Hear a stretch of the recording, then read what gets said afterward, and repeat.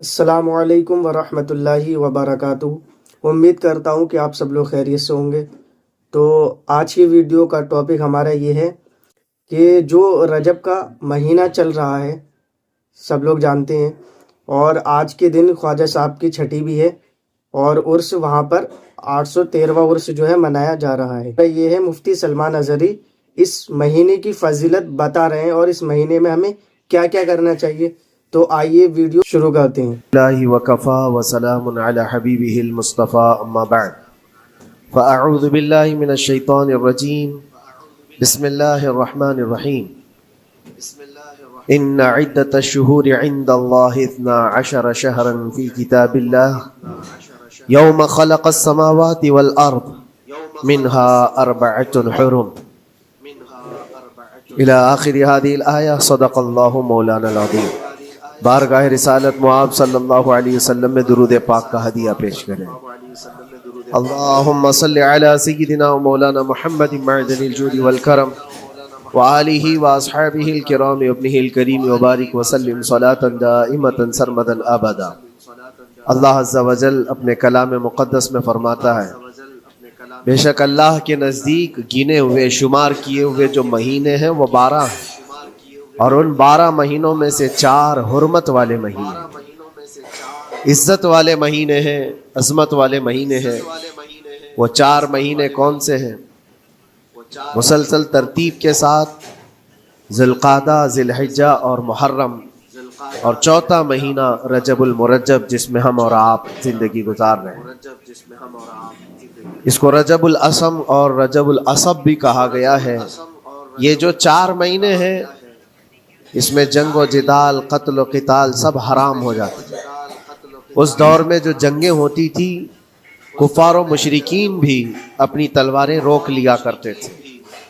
یہ 4 حرمت والے مہینوں کی سارے لوگ عزت کرتے۔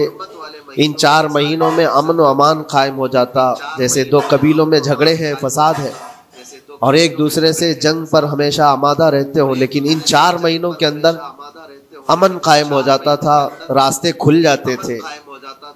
اور اللہ تبارک و تعالیٰ نے قرآن پاک میں ان 4 مہینوں کی فضیلت بھی بیان فرمائی۔ اس میں رجب کے لیے ایسی فضیلت ہے، اللہ کے نبی صلی اللہ علیہ وسلم ارشاد فرماتے ہیں یہ رجب کے مہینے کی فضیلت ایسی ہے جیسے قرآن کی فضیلت دوسری کتابوں پر ہے۔ دوسری کتابوں میں جس طرح سے افضل قرآن ہے، اس طرح سے رجب المرجب تمام مہینوں میں افضل ہے۔ اور نبی کریم صلی اللہ تعالی علیہ وسلم اس میں عبادت کرنے کے لیے ترغیب دیا کرتے تھے۔ اس کو ترجیب بھی کہا جاتا ہے، اور خاص طور پر رجب کے متعلق بزرگان دین نے فرمایا یہ فصل بونے کا مہینہ ہے۔ کھیتی باڑی والے سمجھ سکتے ہیں کہ اس میں بھی 3 موسم آتے ہیں۔ پہلے بیج کی بوائی کا وقت آتا ہے، پھر اس کی سینچائی کا وقت آتا ہے، پھر کٹائی کا وقت آتا ہے۔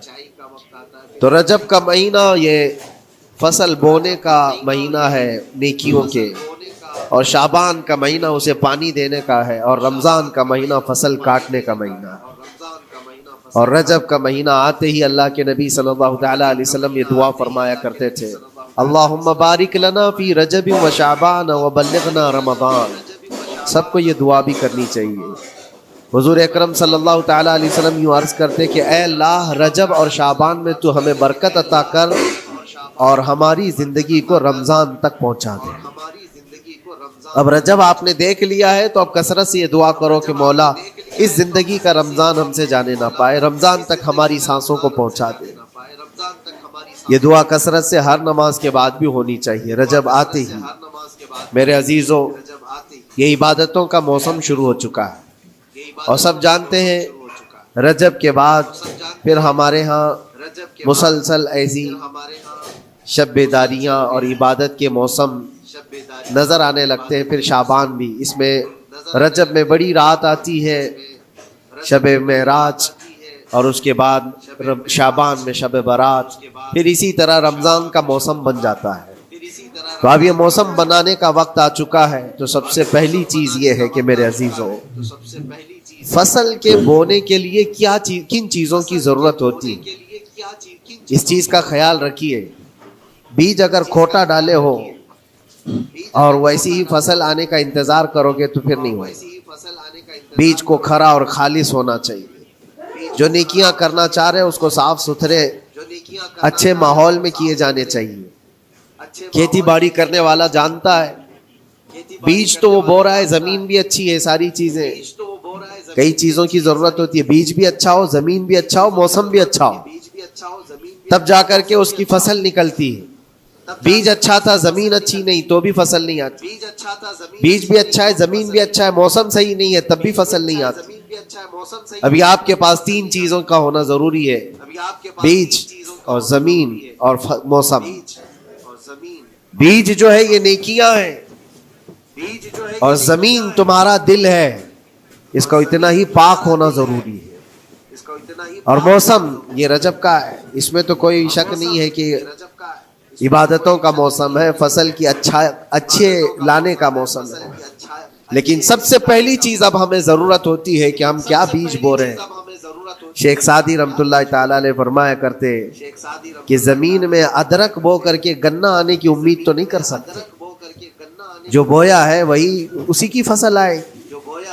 لوگ عمل خیر کریں تو اس کا نتیجہ بھی خیر آئے گا، اور برائیاں کریں اور پھر رمضان میں یہ انتظار کریں کہ میں نے جو بویا ہے اس کی فصل آئے، تو ایسا نہیں ہوتا۔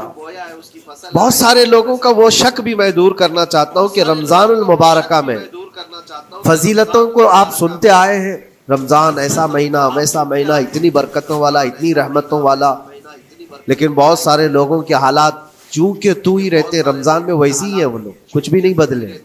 تو اس میں رمضان کا قصور ہے کہ اس مہمان کا قصور ہے، اس انسان کا قصور ہے؟ وجہ یہ ہے کہ رمضان المبارکہ یقیناً اتنی برکتوں اور رحمتوں اور سعادتوں لے کر کے تو آتا ہے، لیکن تمہیں 2 مہینے پہلے سے کہا گیا تھا کہ فصل کے لیے تیاری کرو، تم نے بیج نہ بوئے، اپنی زمین کو صحیح کیا ہی نہیں، پھر رمضان میں جو بارش ہو رہی ہے اس کا فائدہ کیا ہے؟